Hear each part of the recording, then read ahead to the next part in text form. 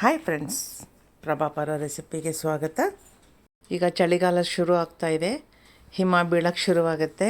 ಇಂಥ ಸಮಯದಲ್ಲಿ ಸಂಧಿ ನೋವುಗಳು ಜಾಸ್ತಿ ಆಗುತ್ತೆ, ವಾಯು ರೋಗಗಳೆಲ್ಲ ಜಾಸ್ತಿ ಆಗುತ್ತೆ. ಅಂಥವ್ರಿಗೆಲ್ಲ ಇವತ್ತಿನ ರೆಸಿಪಿ ತುಂಬ ಯೂಸ್ ಆಗೋಂಥ ರೆಸಿಪಿ, ನುಗ್ಗೆ ಸೊಪ್ಪಿನ ಗೊಜ್ಜು. ಈ ರೆಸಿಪಿನ ಆಗಾಗ ಮಾಡ್ಕೊಂಡು ತಿನ್ನೋದ್ರಿಂದ ನಿಮ್ಮ ನೋವು ಅಲ್ಪ ಮಟ್ಟಿಗೆ ಕಡಿಮೆ ಆಗಿರುತ್ತೆ, ಹಾಗೆಯೇ ದೂರನೂ ಇರುತ್ತೆ, ಶರೀರ ಕೂಡ ಬಿಸಿಯಾಗಿರುತ್ತೆ. ಈ ರೆಸಿಪಿ ತುಂಬ ರುಚಿಯಾಗಿರುತ್ತೆ, ಹಾಗೆ ತುಂಬ ಈಸಿ ಕೂಡ ಮಾಡೋದು. ವಿಡಿಯೋ ಶುರು ಮಾಡೋಕ್ಕೂ ಮುಂಚೆ ಯಾರೆಲ್ಲ ನನ್ನ ಚಾನಲ್ನ ಸಬ್ಸ್ಕ್ರೈಬ್ ಮಾಡದೆ ನೋಡ್ತಾ ಇದ್ದೀರಾ, ದಯವಿಟ್ಟು ಸಬ್ಸ್ಕ್ರೈಬ್ ಮಾಡ್ಕೊಳ್ಳಿ ಅಂತ ಕೇಳ್ಕೊಳ್ತಾ ಇದ್ದೀನಿ. ಈ ಗೊಜ್ಜನ್ನು ಸಣ್ಣ ಮಕ್ಕಳಿಂದ ಹಿಡಿದು ದೊಡ್ಡವ್ರಿಗೂ ಎಲ್ಲರೂ ತುಂಬ ಇಷ್ಟಪಟ್ಟು ತಿನ್ನೋ ಅಷ್ಟು ರುಚಿಯಾಗಿರುತ್ತೆ.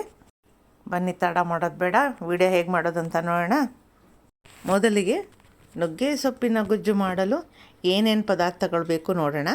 ಒಂದು ಚಿಕ್ಕ ಬಟ್ಲು ನೆನೆಸಿದ ಹೆಸರುಬೇಳೆ, ಅರ್ಧ ಬಟ್ಲು ತುರಿದ ತೆಂಗಿನಕಾಯಿ, ಒಂದು ಸಣ್ಣಗೆ ಹೆಚ್ಚಿದ ಈರುಳ್ಳಿ, ಸ್ವಲ್ಪ ಕರಿಬೇವು, 2 ಹಸಿಮೆಣಸಿನಕಾಯಿ ಸೀಡಿದ್ದು, 2 ಒಣಮೆಣಸಿನಕಾಯಿ ಮುರಿದಿದ್ದು, ಸ್ವಲ್ಪ ಹುಣಸೆ ಗೊಜ್ಜು, 300 ಗ್ರಾಮ್ ನುಗ್ಗೆ ಸೊಪ್ಪು, 1 ಕಪ್ ಕಡಲೆ ಬೀಜ.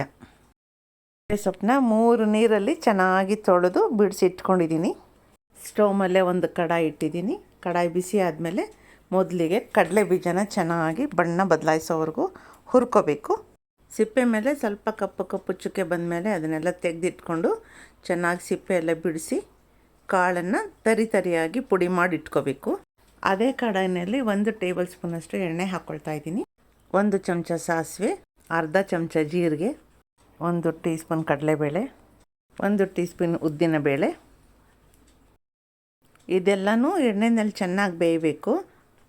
ಆಮೇಲೆ ಇದಕ್ಕೆ ಹಸಿಮೆಣಸಿನ್ಕಾಯಿ, ಒಣಮೆಣಸಿನಕಾಯಿ, ಕರಿಬೇವು ಇದೆಲ್ಲನೂ ಮಂದ ಉರಿನಲ್ಲಿ ಬೇಯಿಸ್ಕೋಬೇಕು.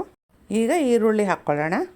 ಈರುಳ್ಳಿ ಬಣ್ಣ ಬದಲಾಯಿಸೋವರೆಗೂ ಚೆನ್ನಾಗಿ ಹುರ್ಕೋಬೇಕು.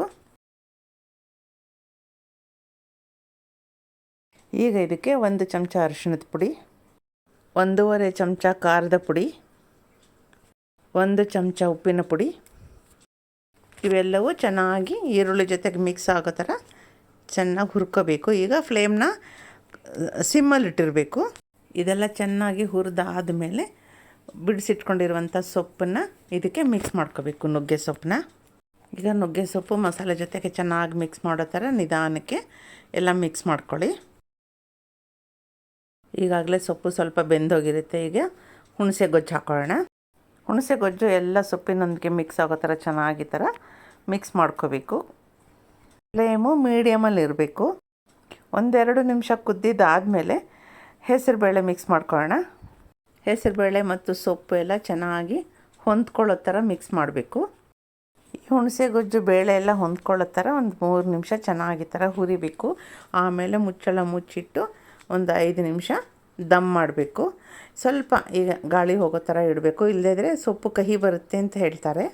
ಮಧ್ಯದಲ್ಲಿ ಒಂದು ಸಲ ತೆಗೆದು ಹುರಿಬೇಕು, ಸೀದೋಗ್ಬಿಡುತ್ತೆ. ಇಲ್ಲಾಂದರೆ ನೋಡಿ, ಈಗ ಆಲ್ಮೋಸ್ಟ್ ನೀರೆಲ್ಲ ಹೀರ್ಕೊಂಡಿದೆ, ಹೆಸರುಬೇಳೆ ಎಲ್ಲ ಚೆನ್ನಾಗಿ ಬೆಂದೋಗಿದೆ.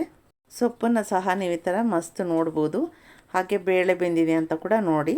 ಈ ಸಮಯದಲ್ಲಿ ನಿಮಗೆ ಉಪ್ಪು ಖಾರ ಕಡಿಮೆ ಇದ್ದರೆ ಸೇರಿಸ್ಕೊಂಡು ಮತ್ತೊಂದೆರಡು ನಿಮಿಷ ದಮ್ ಮಾಡ್ಬೋದು. ಈಗ ಕೊಬ್ಬರಿ ತುರಿದಿಟ್ಕೊಂಡಿದ್ವಲ್ಲ, ಆ ಕೊಬ್ಬರಿ ಎಲ್ಲ ಇದಕ್ಕೆ ಹಾಕ್ತಾಯಿದ್ದೀನಿ. ಇಟ್ಟಿದ್ದ ಕಡಲೆ ಬೀಜ ಕೂಡ ನೋಡಿ ಅರ್ಧಂಬರ್ಧ ಸಿಪ್ಪೆ ತೆಗೆದಿದ್ದೀವಿ.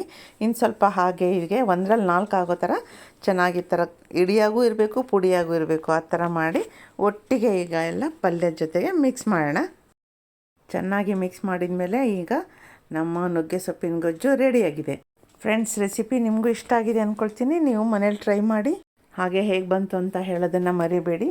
ಇದನ್ನು ಬಿಸಿ ಬಿಸಿ ಅನ್ನದ ಜೊತೆಗೆ ನಾವು ಪುಳಿಯೋಗರೆ ಗೊಜ್ಜು, ಬದನೆಕಾಯಿ ಗೊಜ್ಜೆಲ್ಲ ಕಲಿಸ್ಕೊಂಡು ತಿಂತೀವಲ್ಲ, ಆ ಥರ ತಿಂತಾಯಿದ್ರೆ ಆಹಾ ಅಷ್ಟು ಚೆನ್ನಾಗಿರುತ್ತೆ. ಜೊತೆಗೆ ಸ್ವಲ್ಪ ಬೇಕಾದರೆ ನೀವು ತುಪ್ಪ ಕೂಡ ಮಿಕ್ಸ್ ಮಾಡ್ಕೋಬೋದು. ತೆಂಗಿನ ತುರಿ ಒಂದು ಕಡೆ, ಕಡಲೆ ಬೀಜದ ಪುಡಿ ಒಂದು ಕಡೆಗೆ, ಜೊತೆಗೆ ನುಗ್ಗೆ ಸೊಪ್ಪು, ಆಹಾ ಎಷ್ಟು ಚೆನ್ನಾಗಿ ಅನಿಸುತ್ತೆ ಗೊತ್ತಾ. ಬಿಸಿ ಬಿಸಿಯಾಗಿ ತಿಂತಾಯಿದ್ರೆ ಇನ್ನೂ ಬೇಕು ಅನಿಸುತ್ತೆ, ಅಷ್ಟು ಚೆನ್ನಾಗಿರುತ್ತೆ. ನೀವು ಮನೇಲಿ ಟ್ರೈ ಮಾಡ್ತೀರಲ್ವಾ. ಇದೇ ರೀತಿ ರೆಸಿಪೀಸ್ಗೆ ನನ್ನ ಚಾನಲ್ನ ಫಾಲೋ ಮಾಡೋದನ್ನು ಮರಿಬೇಡಿ. Thank you friends, thank you for watching.